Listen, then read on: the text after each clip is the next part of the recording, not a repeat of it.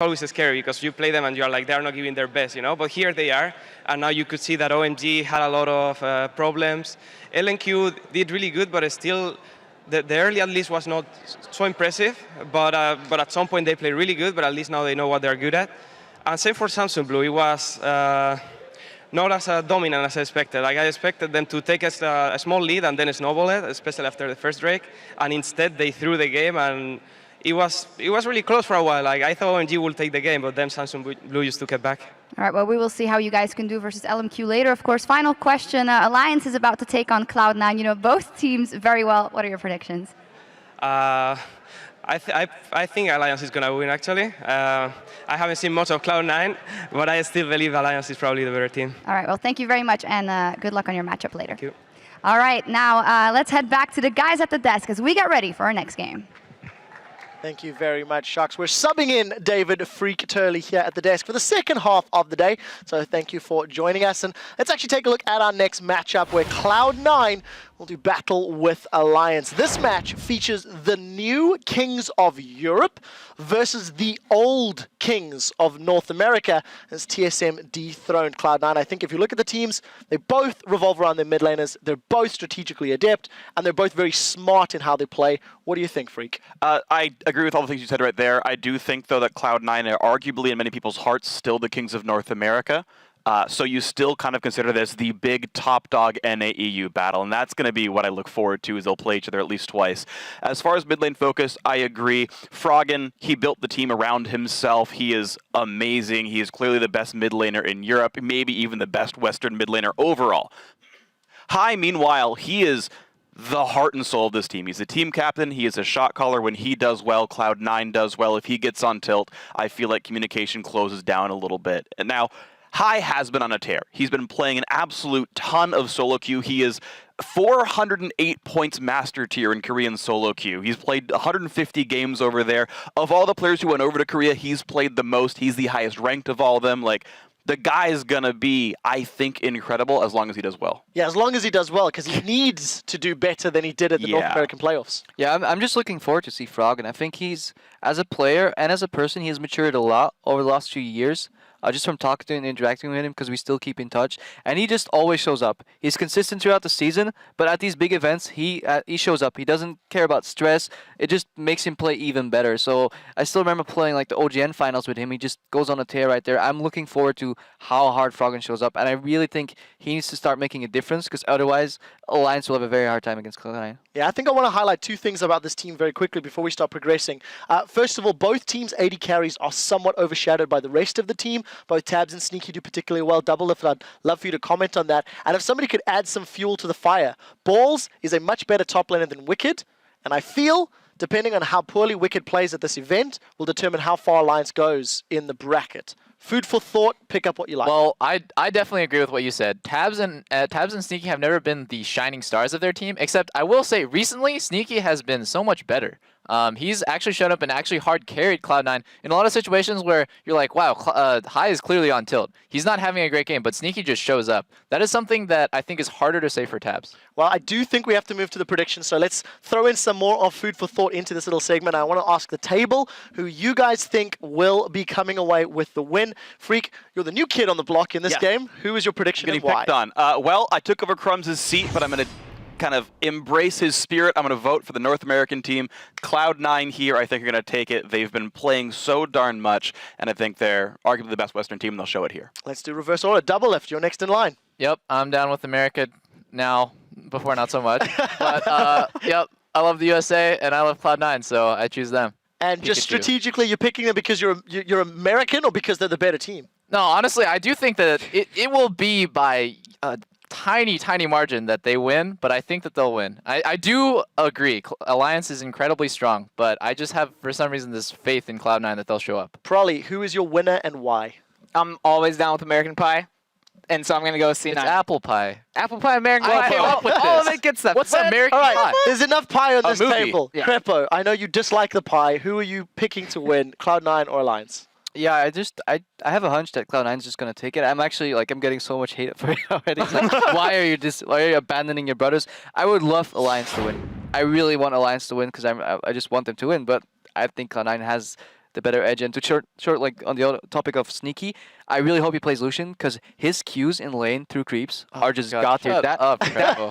Right. And his Kog'Maw ulti pokes are just godlike. If We'll he plays see. either Kog or Lucian, I'm just gonna be watching bot lane. We'll see if we can get either. Let's see how you guys at home compare to the analyst desk as far as votes are concerned from lolesports.com. And you guys are split right down the middle. It was a unanimous decision for Cloud9 from our analysts. By an inch. Guys at home, very close. Remember, you can keep casting your votes for every matchup through Worlds by heading over to the schedule on lolesports.com. Click on the thumbs up. Guys, we're going to head to the caster desk for this game, but first let's hear from Alliance and Cloud9 themselves about the anticipation that is built up for this match. I'm excited to play against Cloud9. Like, it'll be my first time against Cloud9, and I'm just here to see what Midas can do. I think Shook's really good. There's been a lot of hype for him, and he's played some interesting champions. Like, I know he went on a Riven kick for a while where he just kept playing Riven jungle every game into basically every matchup and doing well. That's really impressive when someone can pull out like a new champion and do well against the OP meta champions. He won't usually go for the plays he can go for. He just likes to play it safe. And I like to be risky at some time. I'm excited to play against Alliance just because everyone's hyping up Froggen. They're all saying he's the faker of the Western scene. Froggen is untouched on the side. He's getting free hits. Jumps in, pounces down, gets himself a double. Lumps across. Candy Panda goes down. It's the triple. Cuts across. Gets the quadra kill. I always like to watch C9 play because of the way they play out the game is pretty interesting. From what we've seen of them in the EU LCS, they seem like a really good team. They have some veteran players like Frog and Wicked. We are very good at meta picks. We're very good at always picking up the meta, following the meta, and then just playing to our strengths, which is individual skill and making quick decisions. Cloud9 is a team that's very good at grouping, making team decisions, and so on. I think if you outplay them individually, we have an advantage. I think I played against Wicked before, back when he was on COG EU, so I'm excited to play against him again because it was pretty fun playing against him before. If he picks Aurelia first, then you might be able to see Rumble. I think my Aurelia is better than Balls Rumble. I know Balls plays a pretty good Rumble, but so does Darius and so does a lot of players, so I'm not really scared of it. I don't think it matters that much like in the past where it was like really that much of a rivalry. Right now it's more like we actually hope that the Western team gonna win. So I hope that Cloud9 and us go through the group phase. Welcome, ladies and gentlemen. I'm Joe Murn. I'm joined here at the desk by Joshua Jack Leesman and Rivington Bisland III as we head into the second half of day one here in Singapore. So let's get straight to it. Checking out the starting lineups here on the blue side from the North American LCS. It is Cloud9 with Balls in the top lane, Meteos in the jungle, High in the mid lane, Sneaky the AD carry, and Lemon Nation on support. And ready themselves on the red side is actually Alliance from the European LCS. Wicked in the top lane, Shook in the jungle, Frog in the mid, AD carry is Tabs, and support is Nif. And this is going to be one amazing matchup. Everybody has been waiting for a lot of these matches, but I'm sure NA and EU has been waiting to see this one again. Yeah, this entire day I've seen Alliance kind of all huddle up at a table because they did so much of their pre-prep just working on general strategy, and today, since this is their only match, they were preparing pick ban strategies for Cloud9. I only caught the Alliance coach in the hallway. He says, we've drafted up about 15 different scenarios because this pick ban phase could go in so many different directions. I just can't wait to see what happens. And this is going to be the big test for everyone, I think, because there's a lot of arguments whether Cloud9 is the team that goes through in the group stage or whether Alliance is the team that does it. We're going to find out who's got the early edge here as we jump into Champion Select between Cloud9 and Alliance. First bans out of the gate will be Rise for Cloud9 and a Tristana ban from Alliance. I got to say, with all the different possibilities, my predictions for pick and ban right here were wrong. Rise ban and the Trist ban from one side almost necessitates an early Lucian pick or ban on the Cloud9 side. Obviously, the Alistair needs to be banned away from Balls, but I'm really wondering, something that obviously the North American and European teams have been more heavily keyed in on is the Nidalee pick. And I really wonder, because Balls has shown a proficiency for that champion, if Alliance is forced to burn a ban on it. Yeah, we did see a lot of aggression coming from him and game control, something that's been super consistent from Balls in the top lane. A lot of things people think will be able to put him over Wicked in this game, but we've heard recently from a lot of Alliance members that Wicked is somewhat stepping up in kind of a leader role for the team. Yeah, and that's an interesting concept almost, because we've seen from Wicked that he has phases where he looks great, phases where he makes some decidedly dodgy decisions, but if he was to peak right now, this is of course the exact right time. After the bans are all out there, we see first pick coming here for Cloud9, taking away Kha'Zix for the jungle. I love the Kha'Zix pick right here. Doing some scouting onto Shook, I think he has a pocket pick coming into this tournament that you would only see if Lee and Kazakhs are taken away. He's played 3 times as many solo queue games in Korean solo queue on Rammus than he has on any other jungler. And I actually kind of put it at number 3 on his tier list, so he's probably either going with an Elise or somehow pulling out a Rammus a little bit later in pick ban. I hope to see it. We'll have to see, definitely changing the dynamic of the team, but Alliance, they like to fight, so Rammus would definitely be right up their alley. Looking to pick an AD carry here, possibly for Tabs, as Alliance waiting, seeing that first pick Kazakhs. They're definitely taking their time here. Yeah, Kog'Maw's a big champion if you look at both Sneaky and Tabs here, most played on both sides of the board. So I think with Tristana gone there as well from Alliance's bans, I think this Kog'Maw is almost a sure lock-in, at least coming out for Shook as well. I think the safe option if we're talking about Rammus. You're right, it's way safer to pick Elise, but honestly, we haven't seen much success from Elise really in the playoffs and especially at Worlds. Low damage that will be made up with the incredibly high damage of Kog'Maw. And to speak to that Kog'Maw a little bit from Alliance, in the playoffs it was their highest of priority picks, but it's been so long since we saw the European playoffs, I was wondering how much Alliance has changed in their overall valuation of picks, but it definitely seems like Kog'Maw is still up on their tier list. Let through by Cloud9, well known for their just amazing pick ban phases. Lemon Nation really coming out big in that factor. High to control the game as the shot caller. And Lemon looks like he's taking his times here to say, what do we grab? Yeah, you can tell there's a lot of strategy and different scenarios coming up between Cloud9 and Alliance here, because normally in normal NALCS seasons, Cloud9 is snappy in the pick and ban phase. They're almost instantly locking things in. Now they're taking their time, but when they do lock in, they do it together to give Alliance less time to react. And we heard earlier on Crepo saying, I hope I see Sneaky getting his hands on Lucian. Also, we heard the fact that Wicked said, yeah, Balls plays a great Rumble, but so does Dyrus, and so do all these other top laners that I'm used to playing against. Balls will get that this time around. We'll see what Alliance go with. It's obviously a fair few top lane bans here when you look through the banning phase. It's all kind of coming together here. By the way, Balls is 14-0 in NALCS play on Rumble. Obviously, this isn't North American LCS play, but as far as the Rumbles we've seen so far at Worlds, it's absolutely come back into the meta, and Balls is as good a Rumble player as any, if not better than the rest of them. Seen quite a bit of this Kale today. Will it be something that rounds out the composition for Alliance? Definitely would help to protect the Kog'Maw, that's for sure. I mean, I feel like that's, if Wicked's not willing to go Aurelia here, and or if he they're said in that video, I feel confident with the Aurelia against Balls' Rumble if it happened. It's the logical pick normally right for Aurelia. Balls is always confident in his ability to play against Aurelia. Otherwise, Cloud9 would have banned it. But they picked the Rumble in blind. So let's see then. Looking like Wicked will get his hands on Kale. Played 2 games over the summer split and playoffs with that. Both victories for him as well. You may argue, though, that here at Worlds, the level of competition just I was going to say a little bit high, but let's be honest, the level is incredible here. So got to bring out his top game. And if what we've been hearing on the grapevine is true, Wicked seems to be in top form. He'll have to prove that, though. It seems like it. There's a slight chance that Kale is being used as a flex pick to potentially block high Zed, because Froggen could play Kale in the mid lane if they decide to go Zed, and then Wicked could still go with Aurelia. So they're trying to keep their hand a little bit sealed here for Cloud9's last few picks.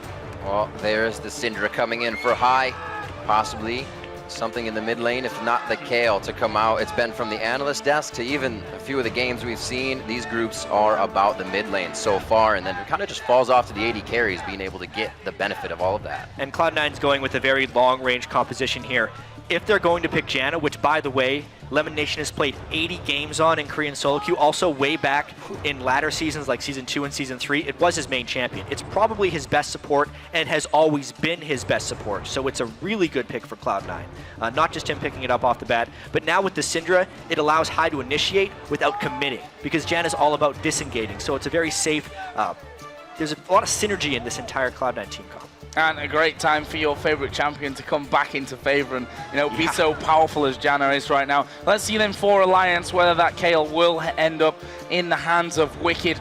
And what Froggen is going to then possibly play. Looks like he will be busting out Xerath. Now, if you look down Froggen's most played champions, there are a hell of a lot of them. In fact, his top played champion, funnily enough, is Xerath, but he's only played it 6 times over the course of summer and playoffs. And I remember one of those playoff games, we saw the damage dealt to champions afterwards, and it was Froggen with like 60% of his team's damage in one game.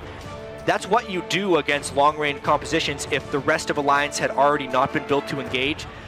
You just have to get into the range arms race. This is going to be an incredibly long-range game, lots of poke, all about pick potential, and these teams are not very commitful when they go in for fights. It'll be a really fascinating game, but potentially low in kills. Well, both of the teams now locked in. We can see what they've wanted to round out. Alliance building the team to get to this point at Worlds and try to fight their way to the win. Cloud9 looking to kind of clean up a little bit of a second place finish, they say, at playoffs with even their win to come in at Worlds. And that's the interesting thing, that people are so split on Cloud9 and Alliance here. Everyone's looking at Najim White Shield and saying, they're through the group, they're #1 at this point. The real battle seems to be between the North American and European teams.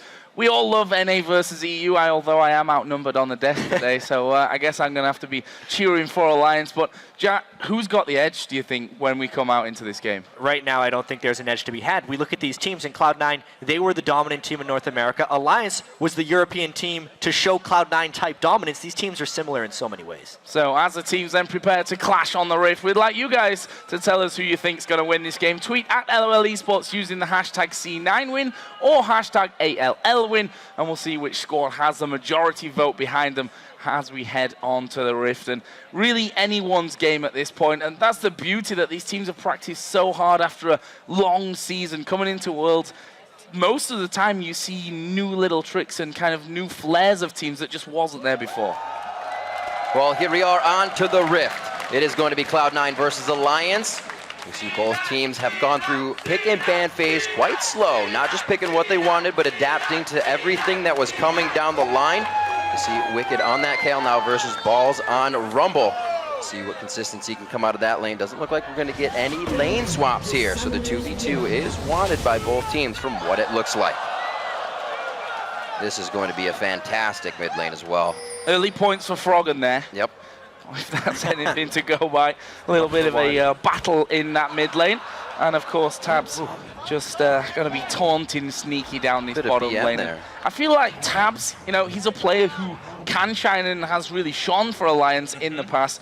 However, you have to feel that he also kind of lives in the shadow of Froggen somewhat when it comes to, really does. When people are looking at the star player for Alliance. And he'll be that sneak attack carry when everyone's focused on Froggen. It's going to be Tabs who ends up doing the majority of damage in a lot of situations. And I wish we could almost cast this game in slow motion, because there's so much to talk about between these two teams, from their history to even just the straight up interactions in these team compositions. Already quite a bit of aggression interactions happening right away here. And we can see that Cloud9 is not afraid to get into the face of Alliance and start things off.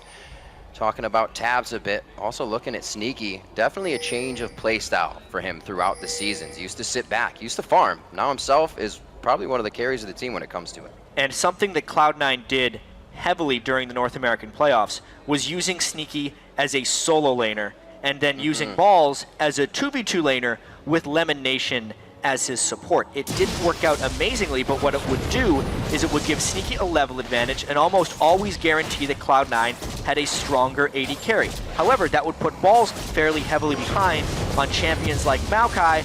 It often went to bite them on multiple occasions. This time, though, with Rumble, who has a much more powerful base damage spell at level 6, the lane swap makes a bit more sense here. While it's not a 1v1 lane because they're swapped on the other side, I still like the idea of this lane swap from Cloud9.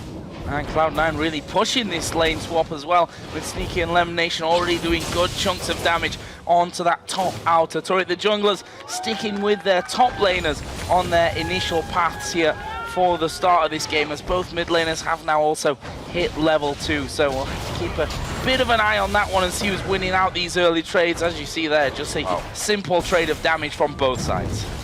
We've heard a lot of this talk, a lot of the community saying Froggen the real deal when he was practicing, when they were playing. He can show up. It's not just the community, it's every team that they've been scrimming against during their boot camps. Obviously, most teams decided to boot camp in Korea because there was nowhere else to go. If every team's going to go there, you have to end up going to Korea for your practice. And yeah, Froggen had spectacular results in scrims. Cloud9 as well has actually been practicing well. Everyone's talked about how much High has stepped up, even Cloud9 teammates. You could tell he was really a little bit extra motivated after his poor showing in the NA playoffs, spamming the Korean solo queue and making it to challengers so quickly. And while I was talking about Tabs earlier on and the fact that he may be a little bit overshadowed by Froggen, I feel like Sneaky's got the perfect nickname because he doesn't get talked about all that much. But if you look at statistics, both over the summer season and playoffs, he did over 1/3 of the team's total damage over all the games. So this is a guy who stays quiet during it, but when he gets to those team fights, he's going to absolutely destroy him. We can see this turret is definitely feeling the wrath of this lane swap so far. Alliance not pushing as hard down on the bottom side. They see, however, that there are 4 men up top and they're going to start Dragon. We should definitely talk about the varying strategies in this 2v0. Right now, what's happening is Cloud9 is doing a bit of a fast push and Alliance is very much doing a freeze. So they're sacrificing potential global gold there for the farm on Kog'Maw. They're making that up with the Dragon. So this is actually going to be a temporary bonus for Alliance because they're getting the free farm from Kog'Maw and trading the Dragon Gold for the turret gold, but they will lose out on map pressure overall because now Sneaky and Lemon Nation get to become a presence elsewhere, whereas Tabs is still managing this freeze in the bottom lane. We saw how fast Lemon left the lane. He actually didn't get that turret gold that we only see a Sneaky get. So he's going to get down here to the bottom lane and try to get wards out immediately to make sure that's a safe lane for Sneaky to continue to farm. 35-30, even though they were not matched up. Looks like Tabs is going to keep himself safe on this freeze. We'll see what happens when they match up here. This is only first recall there for Sneaky. He's going to be coming back into lane with the pickaxe. So expect Tabs to be headed off home in just a little while, just to make sure that he kind of keeps level when it comes to items and they don't get into any trouble in that lane. It is Tabs that's got a nice CS lead there, though, at 43-31. Yeah, Cloud9 was not wanting to allow that freeze to last for long, and because of the pickaxe buy, they're trying to surpass Tabs in item thresholds. Obviously, Tabs wants to go towards the Trinity Force on Kog'Maw. He farmed just enough to get the Phage, which will give him a little bit of an edge. And honestly, Cloud9 and Alliance have pretty different playstyles. We look at Alliance during the regular season, they're typically very content to just play a longer laning phase because they know that they're going to have the team fight ability and the reliability of Froggen during these team fights. So this game is actually, as funny as it sounds, going by both teams' books. Alliance is playing the farm game and Cloud9 is trying to accelerate it just a little bit. See Medio still in his jungle. Just kind of backed off of the, if all of my lanes are winning, I'm going to be counter jungling. A lot more safer fights with the team from now on. We'll see what happens when these dragon fights come up. Himself, 24-17, so definitely benefiting from staying in the jungle by himself. Balls in the top lane, able to keep it quite safe here against Wicked so far. 4-3 on that one. Yeah, and I think you always have to be careful against Shook because he is one of those carry type junglers. So if you end up a little bit too low inside of his jungle and he finds you, he will try and kill you. And from that, usually you're going to be in trouble against this Alliance team. We do see that Tabs has now got back into lane, did pick up the Phage, and Cloud9 already pushing this one up quite heavily, and that has brought Sneaky's CS total right back level with that of Tabs. So 80 carries at this point, all very much even. Top lane being a quiet affair. Ball slightly ahead. I say slightly ahead. It's 6-7 CS in the lead. Has the level advantage over Wicked there as well. But so far the junglers not really visiting that top side. I wonder if we will get much pressure up here in the beginning. You can see a little pocket play here from Meteos on the mid lane, but he will be able to clear out nicely on this pink ward. Beautiful move by Hyde to give him safety on this as well, without any pressure from Shook. They may know that they're free and clear to produce something after this. I feel like based on the team comps as well, it is on Cloud9 to be a bit of the playmaking force here. If they let Kog'Maw, Xerath, Kayle go late, I think it will slightly outscale what Cloud9 has put together. So it will be about this mid game that we are approaching now. The early game was kind of bypassed a little bit by the sheer nature of the lane swaps. But now I think when the next dragon respawns, we will start seeing some action. They don't actually decide to take that last small golem for the blue buff, so that's going to be a little bit rough for Froggen as he tries to come around for any of these dragon fights if he wants that. Shook now going to try to get his way with it, but it will be seen by Meteos this time. This is a little Gonna bit get dicey. much out of it. They could. Oh, nope. So he's gonna grab it. Ball's a little slow on that come down as well. Level 6 is here coming from the top lane. It's actually level 5 from Wicked. I don't know how far he can really venture into this position. Pushed out, but they grab the blue. And they also grabbed a lot of Cloud9 attention. Yes, the flash was burned, but that little bit of lane pressure was temporarily lost there. I definitely feel like Cloud9 is just trying to tool up for this dragon fight in 2 minutes. You can see there's a 1 Doran's Ring advantage in the mid lane for High. You can see that flash could very well come in handy, especially if it comes down to a bit of a smite fight. So bottom lane, back to that one as we see level 6 has been landed here for Sneaky. Tabs himself also has his ultimate, so put a bit more pressure down at a longer range with that ultimate now in full force. The support's yet to get there, and if they can hit level 6 before that dragon comes up, which you'd be expecting to see, of course, level 5 at this point, that's going to come big into play when the dragon's there. And I do have to talk about Lemon Nation's item here. He's done a very early upgrade into a Frost Fang, which isn't necessarily what we've been seeing from Janna's in the World Championship. They either go for an early Boots of Mobility or they go for an early Sightstone. The fact that he's went for this Frost Fang is very aggressive in a sense. He gets a small amount of extra ability power, he gets a little bit more gold generation, and he's almost playing for a stronger mid game, but there will be a lapse in either vision control from Boots of Mobility wards or from Sightstone wards, because he's literally just working off of his trinket right now. You see Sneaky trying to keep strength in lane as well. He has mana potions to go along with this. That trade we saw from Tabs was noticing Sneaky low on mana. They weren't able to get much out of it, so now backing, they'll be coming back now 89 to 85 CS. We'll see what else he puts in his inventory. Just 10 minutes on the clock, and both teams seem a little jittery, really, to make the first move here. And this is kind of what I expect as well for, you know, a first game of a World Championship, on top of the fact that it is EU versus NA, and the extra pressure that comes in with that one. So kind of expected that we see a slightly more passive start to this Alliance versus Cloud9 matchup, but that should be changing here, I feel, soon. 10 seconds until the dragon comes up. We already see both High and Meteos there moving down to get some wards in around the dragon area. And even though they're playing testy in the early game, the team fights are going to be testy. There's very few melee champions in this game. Kha'Zix and Rumble and Elite, and Elise is even half ranged, right? Like they hardly even count as melee champions because they have so many long-ranged abilities. If Cloud9 can just walk down and get this one, that is a huge failure on Alliance's part. Alliance, all their wards are on the top side of the jungle. One just died. That's where their pink is focused. Really was not ready for this, and grabbed by Cloud9 nicely. I can see what is going through Alliance's mind, because it's very much how they play. It just kind of caught me off guard. They're against a Rumble, Janna, level 6, pop those ults together, the healing from the Janna ult, the damage from the Equalizer. It's a fight Alliance feels like they could do without. Instead of giving up 3 kills in a dragon, they give up just the dragon, and they let themselves farm. It's an understandable move, but it does pull Cloud9 into a slight edge. Not much of one, though. 1,000, not even at this point, 11.5 minutes into that matchup. We're going to see Wicked actually going back. He's been sat on that Doran's Ring and the boots for a long, long time. Will actually come back with the Stinger there, so going to have a bit more pressure on that top side. The mid laners both, of course, working up towards that Athene's Unholy Grail. Nothing really out of the ordinary there. And bottom lane, Sneaky got now that BF sword added on top of his pickaxe. The Sheen was the second item for Taps. Good pressure coming out from Cloud9 everywhere. We're looking at kind of 10-minute mark CS. Really only advantage of High in the mid lane. It's not going to affect the game just too much. This is such an even all game across the board. A lot of people expected that. So later in the North American LCS season, as High uses all of his mana to harass down Froggen, later in the LCS season, Cloud9 actually developed a very slow play style.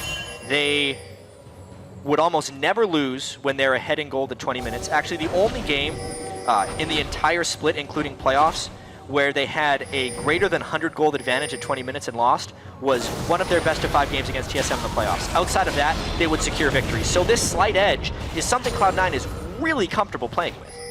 Shook actually taking a good chunk of damage there, but nothing really to finish off. 12 minutes 40 into this one, still no first blood coming down. There's a 700 gold lead though for Cloud9 as Wicked here going to be forced actually to use an early intervention. Balls had put down that equalizer, and Wicked feeling maybe a little pressure, playing it very, very safe on that front, and why not? He's got the CS lead at this point. Yeah, I think Wicked won that trade easily.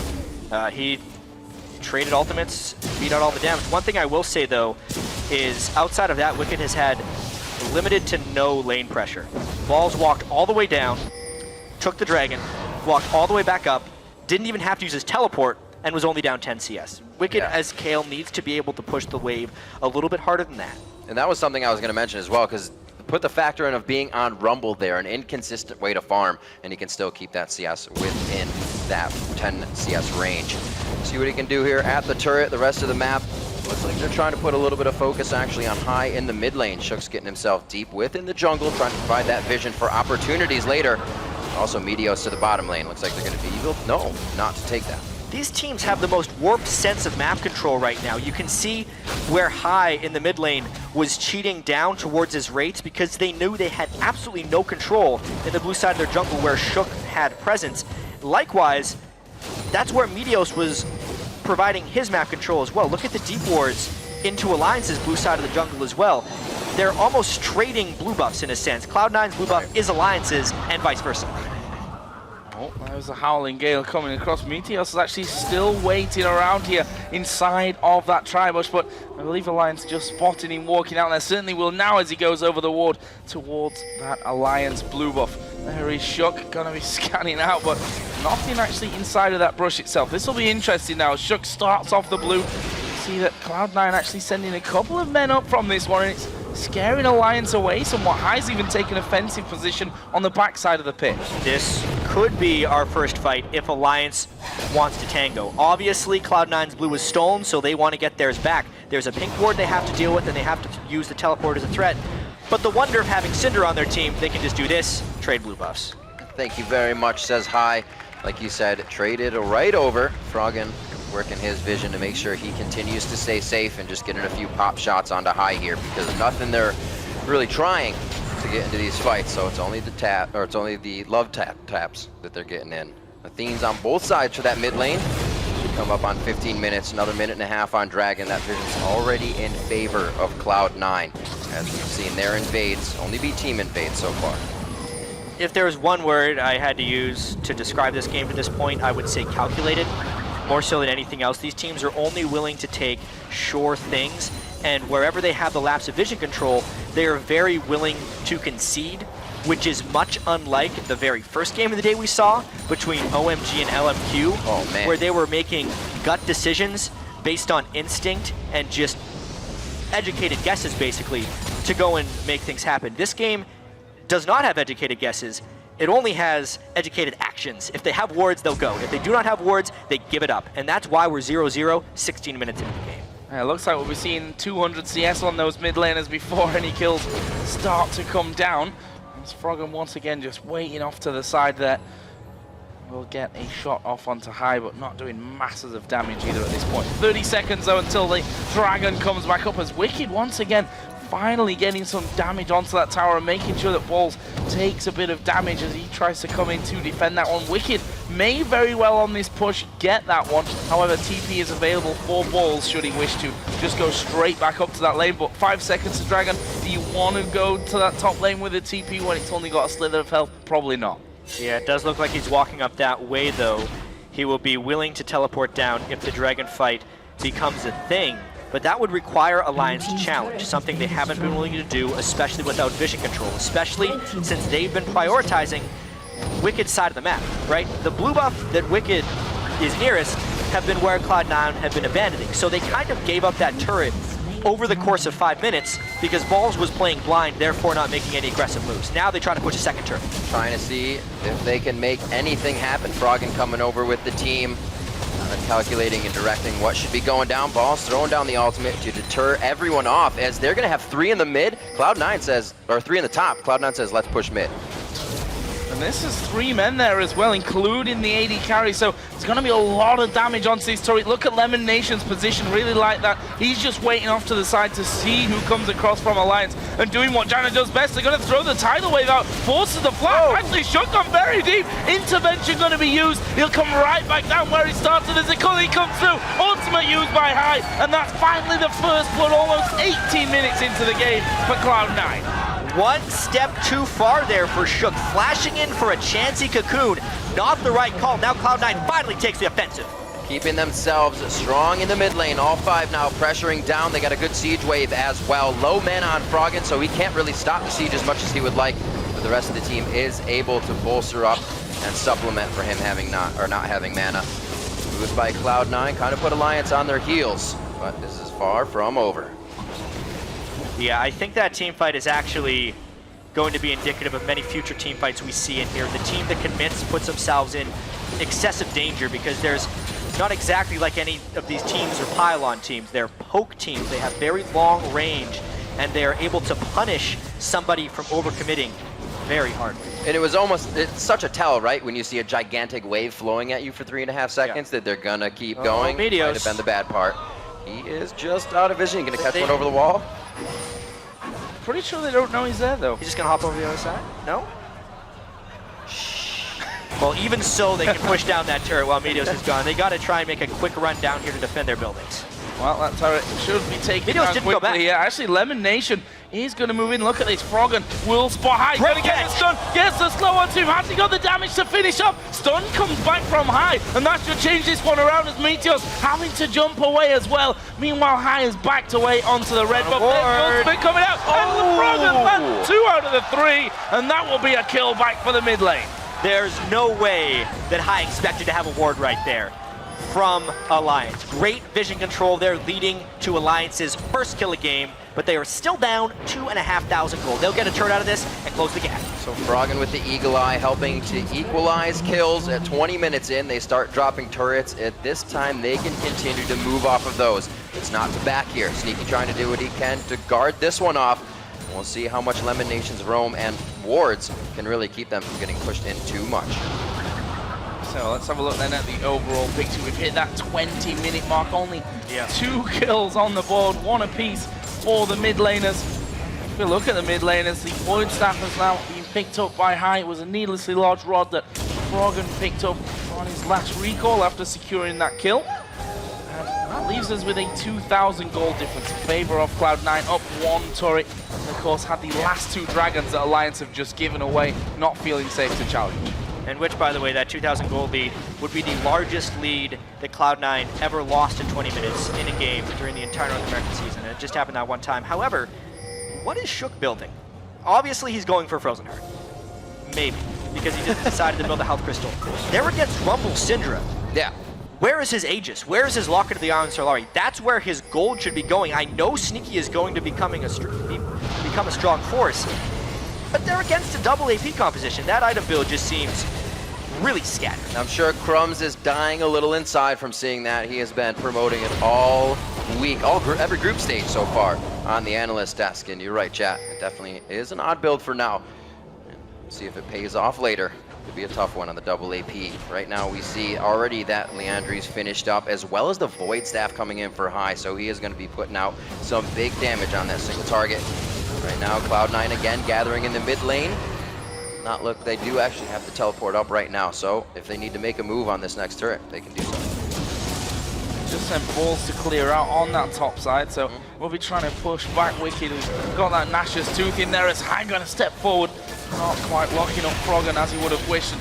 Probably for the best, really. There are another 3 Alliance members waiting for that one. They're currently doing that red buff. Even Wicked has now walked across to join the rest of the team, and still a little bit off here in terms of Dragon, which honestly you have to feel that Cloud9 have pretty much got that one sewed up at this stage after taking those last 2 without any challenge whatsoever from Alliance. And that was always the strong point, I feel, of Alliance, that they don't fight when it's not worth it. But that said, at some point you've got to fight, because you can't just afford to give 4, 5, 6 dragons away. Except Alliance always seems to find the right moment.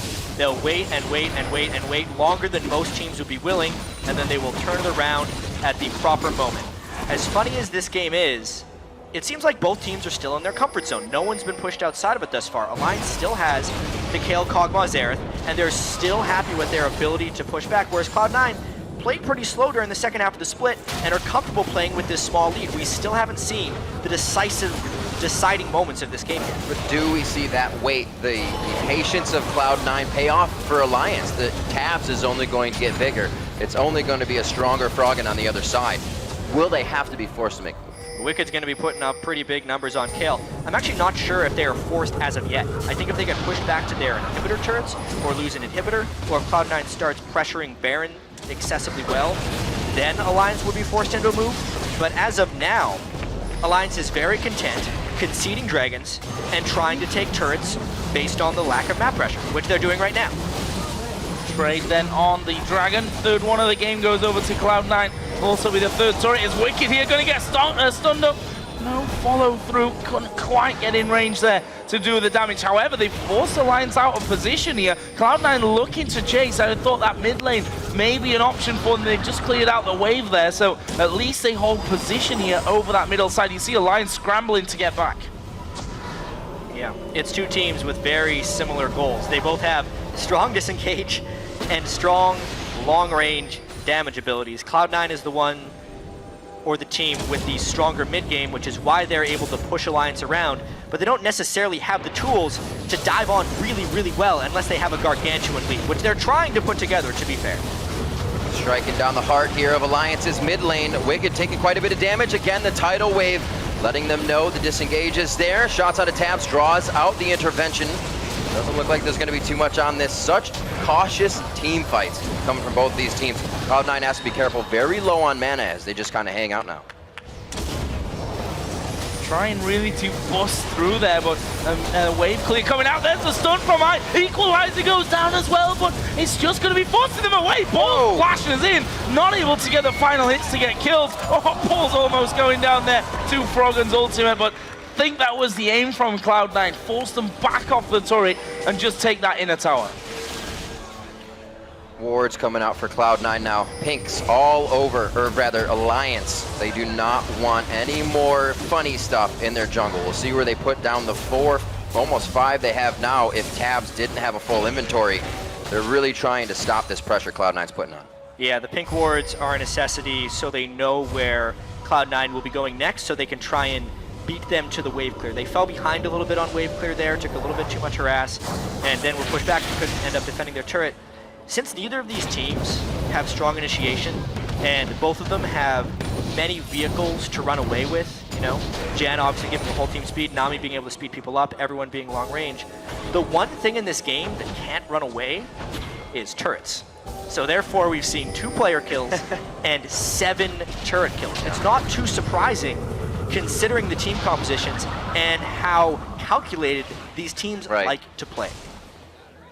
All about that strategy, talking about it. They're playing so safe. They just keep away from each other and take what they can. Right now it's put up a 3,000 gold lead and a little bit on the side for Cloud9. Only been utilized to drop those objectives. All the dragons are in their favor, and it's something teams, you know, you kind of take a look at. How many dragons can you actually just let go in a game and still come back? It's an interesting statistic. And I don't think they actually meant for Shook to be getting that blue buff there. I think that was thoroughly meant for Froggen, but whatever. I'm sure he'll survive that one. Actually got himself a blue elixir here as well. Shook is still He's all for over it. the place with his items. He's going for a Spirit of the Ancient Golem at this point, which means he missed out on a huge amount of early game gold generation. He's still miles away from either finishing his Frozen Heart or even starting the items for an Aegis. And right now, I don't think he's much used to Alliance. He is able to put down wards with the Sightstone, and that's about it, because he can't even take much damage with that thing. And steal blue buffs, apparently. Yeah. Did successfully a few moments ago, and you know, a decent gold lead still remains here for Cloud9, but we've got to that kind of more troubling stage of the game where the inner turrets are the ones that have to go down. Froggen also getting more powerful with that death cap in there will make sure that he can decimate the waves before they get even really close to those turrets. We also have Wicked, who's added that Rabadon's death cap on top of his Nash's tooth, so a lot of damage, and we've seen time and time again what a later game Kale is going to do. And Wicked's done a very good job farming these side lanes while Alliance is holding up the defensive. This has been 27 minutes of pretty successful turtling for Alliance. They've been giving up the dragons, but they've taken enough turrets on the backside that they're holding well. Obviously, that's a substantial amount of poke, though. Very nice calling coming out of Sneaky. Still has the power, that Infinity Edge, along with the Ghost Blade, finished for him. see Cloud9 playing a little bit more aggressive here.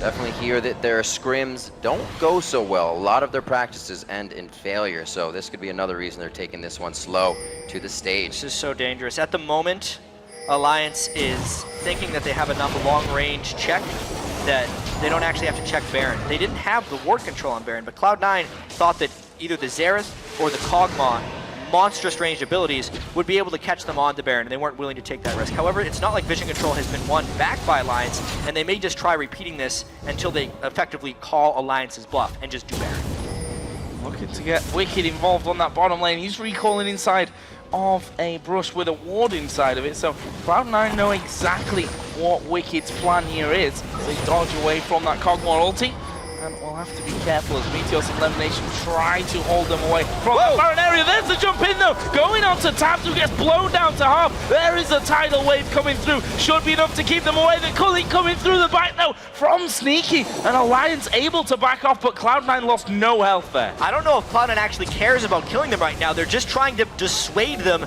from checking Baron and be able to punish them if they get close. I would not be surprised if now is the time they do Baron. A bit of the mind games drawing Alliance into a dangerous position to make Cloud9 in the safer spot. Looks like they're going to be able to grab Baron nicely here. Lemon, the Great bubble spot close. kill. Froggen on the outside. Intervention goes down on him. He does get a good flash over the wall. Meteos' jump is not going to slow anything. They do take down Froggen, but the rest of the team knows that they need to get back and they need to guard. How to crack the Alliance turtle. Chapter 1 by Cloud9. It's taken them 29 minutes, obviously, to make it to this point. They are really using Lemon Nation's heal, more so than I've seen from other teams here. They're not needing it for the disengage. They're using it to guarantee their objectives. It is a massive Monsoon heal here at rank 2.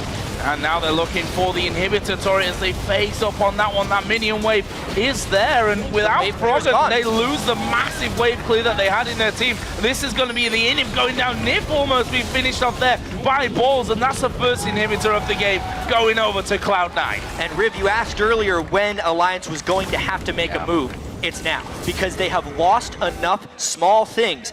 Obviously, it's only 2 kills. It's only a 6,000 gold lead, but it's going to balloon to about 8 here with the Baron buff, with the large waves Cloud9 is going to be able to pick up, and with the items they're going to be able to acquire. At this point, Alliance really has to make a move. And it's only going to be harder. We were talking about before. Well, let's check this replay one more time. Yeah, it was just a nice catch right there. Froggen obviously had to go in, but their jungler had went back to base. So obviously they did not fear the Smite War, and because of the Monsoon heal, which was about 600 points of healing just from Janna alone, they were not afraid of the incidental harassment they took inside the Baron pit. And we saw Shook, I was just going to talk about him coming in late. He's dug himself so far into this build, he almost can't bring Alliance what they need to start making those moves. He's got a lot of everything, but not really much of anything, you know? That's a good way to put it. Just really off the mark, to be honest, when it comes to that. And we'll see maybe later on, and if we get a chance to talk to you, what exactly the idea was with this one. And, you know, they've got decent protection in the form of Wicked, but to be honest, they can just wait this one out, and they're still able to get the targets after it. So Cloud9, 8,000 gold up. 5-3 in turrets. Yes, it's only 2-1, but that doesn't really matter at this stage with the lead that Cloud9 have picked. Yeah, they definitely look like it. Honestly, to talk a little bit more about Shook right here, there's a reason that Lee Sin was banned and Kha'Zix was picked fairly early from Cloud9, and also why I thought maybe Shook would end up defaulting to Rammus as his next pick, because I did not think his Elise would find much success. He is so far behind in gold. There's a 9,300 gold on Meteos and 6,700 gold onto Shook. As far as individual disadvantages, that is a greater disadvantage than any other role matchup in this entire match. And it shows by the fact that the only completed item he has to like the maximum tier is his Mercury Treads. Everything else is a component right now. And unfortunate for Alliance, Negatron Cloaks being bought after that Baron, after that huge just advantage they've gained, along with the Locket being built on Elimination now. So even more of that magic resistance to shut down the double AP coming from Alliance's team here. Now pressure down into the bottom turret as the map is objective free. They can pretty much do whatever they want here. They've got to be careful as well, Alliance. Yes, they can need to step up to get rid of those waves, but if High lands a stun onto any of those juicy targets, they're just going to push straight through. They managed to force Alliance here off of that inner tower, and there's not really much left on the map here for Alliance. Of course, that middle inhibitor went down a little bit earlier on, and Cloud9 not stopping. They're going to get good damage once again onto the second inhibitor. At this point, Alliance needs to kind of hope Cloud9 gets a little too aggressive with the dive, because Alliance didn't build initiation into their team. They are all about wave clear and fortressing, basically, inside their base. But with one down inhibitor, the front door is open, and it's kind of hard to barricade it back up. Nice shots. Almost a great cocoon coming out into Meteos there. Froggen pretty low on mana still at the back of the fight. The tidal wave is just to disengage. Nobody really moving forward except for Wicked and Shook. Not really the damage providers right now. Wicked can't do much without the team. Whoa. They just shred down Tabs there. High's gonna stay alive. A great shield and a heal coming out from his AD carry of Sneaky. They're gonna take down another inhibitor, and they are just running amok in the base. Wicked just wasn't able to get the intervention on. I will need to see that again to see if he was out of range or just distracted with something else, but High saw the opportunity, and he just went for it with authority. That's the commit type of play you see from High when he's at his best. And that's what I was saying just moments before, that if you get one step too close, and especially if that person's the AD carry, you're just going to commit and you're going down 100 to 0. And, well, Cloud9 walking all over Alliance here. It's over 10,000 now, the lead that they have. They've all just gone back to shop up once again, and you can see the items coming. It makes it even harder for Alliance to break through. Let's look at that one again. Look at Tabs' HP and the stun coming in from High. And look where Wicked is. He obviously got the stun, but Wicked goes to the left side, so he was not able to basically follow the Syndra. That's what they need from the Kayle, is to at least stay somewhat near his teammates that are going to get Syndra ulted, because Cloud9 as a team actually does not have that much AoE outside of the Equalizer, which is a fairly thin AoE. So Wicked just has to do better in staying close to his allies so he can stop the Syndra ultimate from being fatal. Trying to keep that focus and trying to keep putting items in their inventory, but pink wards are consistently needing to be bought by Alliance and really shunting their items. Obviously, it is easier to buy items when you have more gold. But with that being said, Cloud9 has outbuilt Alliance like crazy. Let's just see this fight. Froggen taking quite a bit of damage. Intervention's in range this time. The tidal wave, a good disengage. It looks like C9 may just want to grab the inhibitor as they mentally and physically force Alliance off of this one. Now it gets a bit more physical. And it looks like the Equalizer goes down, but they're not going to really pursue. Yeah, with 2 inhibitors down, I think it's just a matter of cycling the minion waves properly. But just look at the inventories. There is a Locket of the Iron Solari on Cloud9 side, because Alliance has a double, maybe even a triple AP composition if you factor in at least in the magic damage the Cogmod does, whereas there's still not a completed item onto Shook. He's not finding a way to get gold because it's all going to the wave clear champions in Xerath. There's no magic resist being built up on anyone else. Wicked just now being able to get a Negatron cloak. They just were not prioritizing their defenses properly, and it's something that contributes to Cloud9 pushing them around the map. Once again, this trap going to be set up here. Ball's going to step forward from it. There's only 3 of them there. Shook already going to take a big blast as a teleport from Wicked is going to bring him into the middle of the fight, but we can see that Cloud9 have already backed away from this one. They can slow across the entire jungle range. Now High stepping forward. Can he land the stun? Actually goes almost in between them. In the meantime, they've got super minions in the base. Yeah, the super minions would end the game as long as they keep Alliance occupied. High gets bubbled in. Will they be able to get a good fight out of this? Zanya's thrown down in from balls, and it looks like they're actually pushing Alliance away from their base, the place they need to be going. Froggen, only one left right now, as the Cathian Surprise won't be taking anybody down, and it's the teleport already in from balls onto the Nexus turrets. That's gonna be it. Those super minions and balls will end it. This is gonna be a few minutes from now, 3 seconds. Rest of the team gonna come in to join them here, but Ball's all on his own, gonna get rid of their minion wave so that the super minions can help him out in the task of finishing off that Nexus, and it's a simple finish with a 20-second spawn time here on Shook. And whilst not a high-scoring game, Cloud9 really controlling this one out to pick up their first win of Worlds. They just played better. Straight up, they were smarter. The champion select was well executed. It wasn't the flashiest of wins, but boy, was it a secure win. Cloud9 knew when they would be stronger in this game. They forced around objectives then, and they did what they do best, take a small lead into a victory.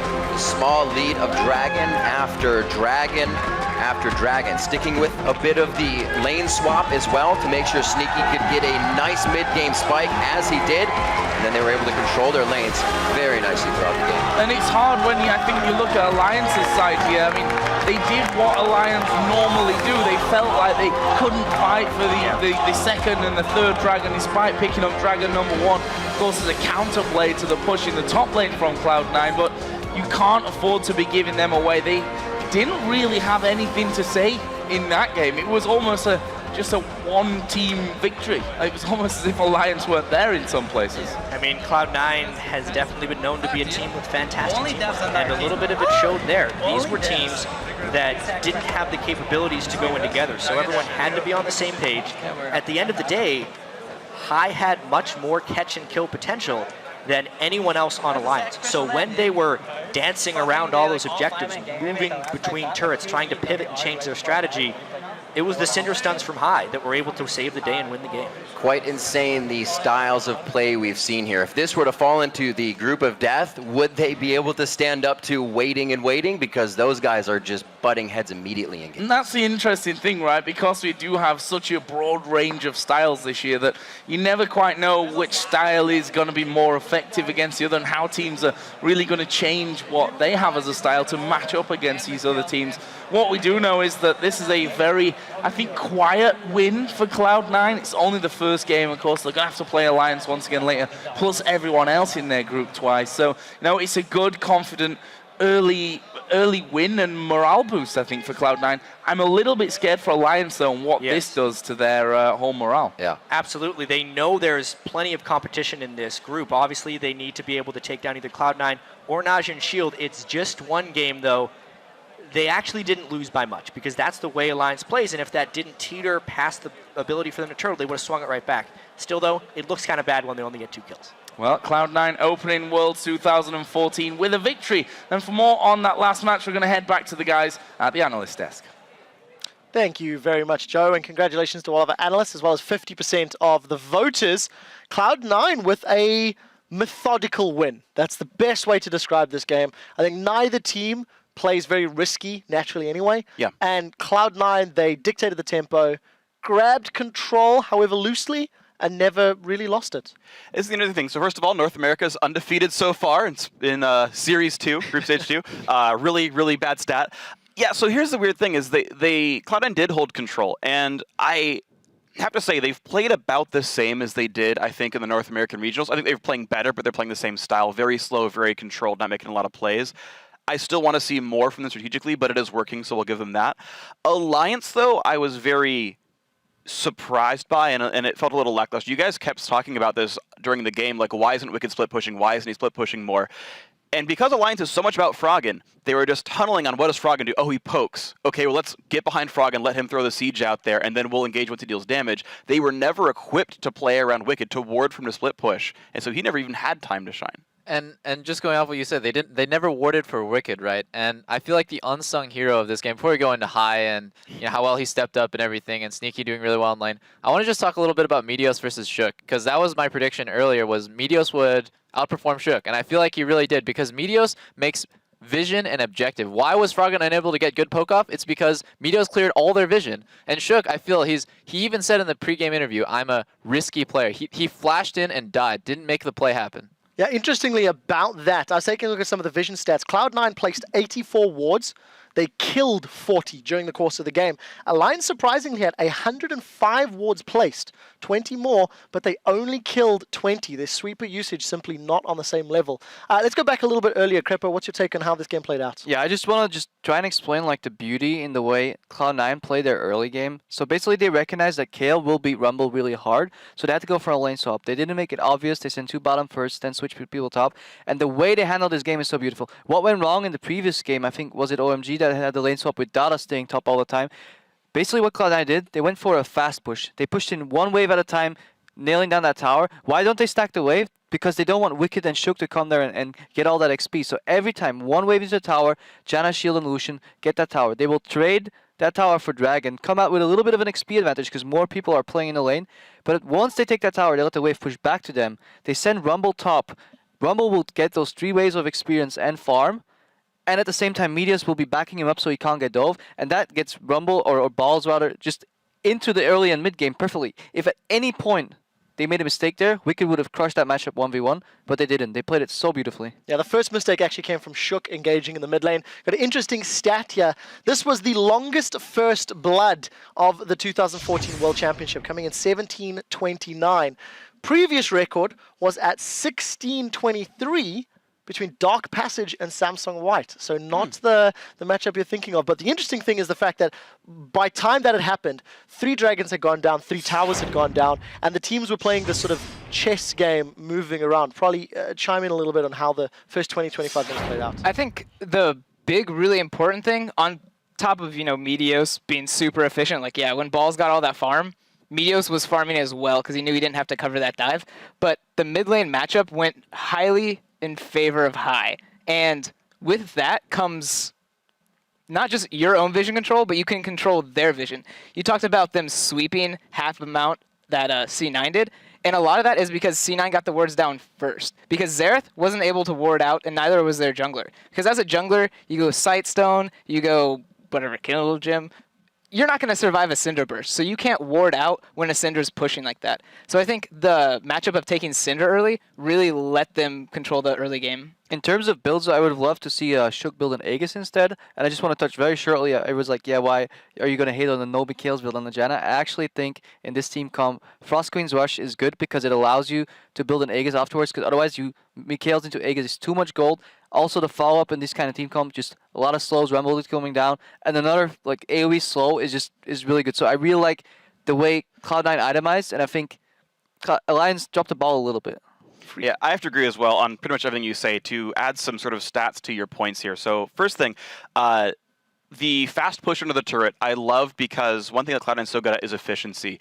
Lemonation got 10,000 gold that game. He was also hitting the turret in those pushes. So not only is he sharing experience, which is bonus XP to be in a dual instead of a solo lane, so he's leveling up, getting higher level on Janna. He's also getting the highest GP10 you can get from a support by hitting a turret with Spell Thieves. So he's going up there, and again, the Aegis was helpful.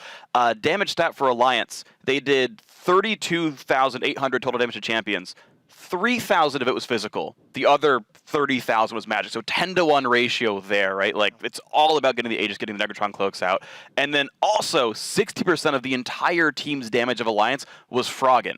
Most mid laners like 23%. 60% in this game. And yes, of course, it's poke, but like, that team is all about Froggen, and again, they weren't equipped to let Wicked actually win the game for them. Well, we do have to roll this on a little bit. Let's pull the replay up, really, of the straw that broke the camel's back. This was the extended siege that Cloud9 played out. Roll the clip out, and I just want you to see how close this is. 4 towers to 3, 1 kill to 1. Yes, it is 4,000 gold at the 30-minute mark, but Cloud9 really strategically forced Alliance to react to them. Crepo, talk to me a little bit about how Cloud9 are playing. I don't know why Wicked back there. He had teleport. The only way Alliance is going to stay in this game is they put pressure on side lanes. If they're going to play this game of chicken and vision, it's not going to work. Cloud9 realizes that, they just immediately engage. Syndra ulti, comes aggressive, Rumble ulti. They don't need to kill. If they just force him out here, they have the vision again. Wicked shows up to try and help, but it's too late. You can't do anything here. Yeah, the play ends up rolling onto the Baron. Cloud9 grabbed that, and the thing that's interesting for me is after this, Alliance's positioning is a little bit all over the place. Double, if you've got something to add about the game or the play. Their positioning is so poor, and it's nothing really that Alliance did wrong. It's more just what did Meteos do compared to Shook? Meteos made Vision the objective. Why is Alliance in such an awful spot? Why do they have to face check in a Baron like this and funnel into these horrible positions? It's because Shook doesn't prioritize Vision nearly as much as Meteos, and it's just an edge that Cloud9 will always have. Final thoughts probably before we have to throw to the interview. I think a big thing that people are going to overlook is that fight wasn't for kills.